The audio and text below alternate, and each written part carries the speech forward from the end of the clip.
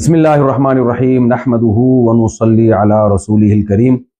ابھی کینیڈا میں جو میرا حالیہ بیان ہوا ہے جس پہ کافی کنٹروورسی پھیلی ہے اور میرے بارے میں یہ دعویٰ کیا گیا کہ میں نے ایسے الفاظ کہے ہیں جس سے نبی صلی اللہ علیہ وسلم کی بے ادبی جھلکتی ہے یا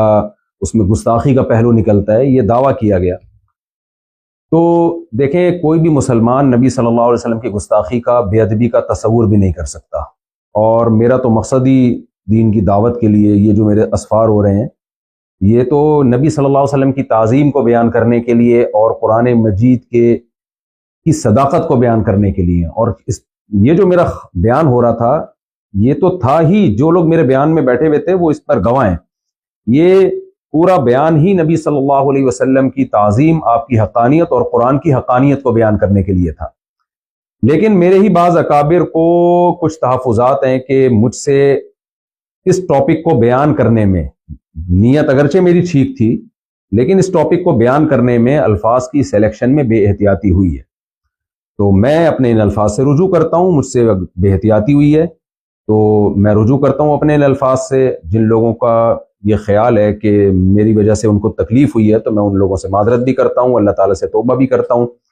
اور اپنے ان الفاظ سے میں رجوع بھی کرتا ہوں۔ میرا جو پہلا معذرت نامہ گیا تھا اس میں ہمارے ہی بعض اکابر کو، جن میں سر فہرست حضرت مفتی عبدالرحیم صاحب بھی ہیں، جن کی ہدایت پر میں یہ دوبارہ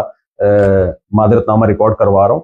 تو ان سمیت دیگر میرے بعض اکابر کو کچھ تحفظات ہیں۔ تو نبی صلی اللہ علیہ وسلم کا ارشاد ہے، یا بنی آدم کلکم خطاؤون وخیر الخطائین التوابون، اے بنی آدم تم میں سے ہر شخص سے غلطی ہو سکتی ہے، بہترین غلطی کرنے والے وہ ہیں جو توبہ کر لیں۔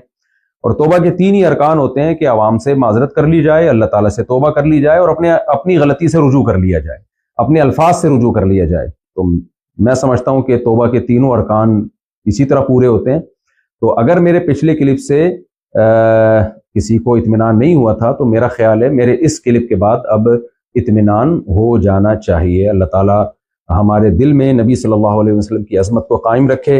اور قرآن کی صداقت کو قائم رکھے، اور میں اپنے لیے بہت بڑی سعادت سمجھتا ہوں کہ نبی صلی اللہ علیہ وسلم کے ناموس پر اگر میری موت واقع ہو جائے۔ بہرحال الفاظ کے سلیکشن میں مجھ سے غلطی ہوئی ہے تو میں اس پہ دوبارہ صاف لفظوں میں معذرت کرتا ہوں، اللہ سے توبہ اور اپنے ان الفاظ سے رجوع۔ جزاکم اللہ احسن الجزاء وما علینا الا البلاغ۔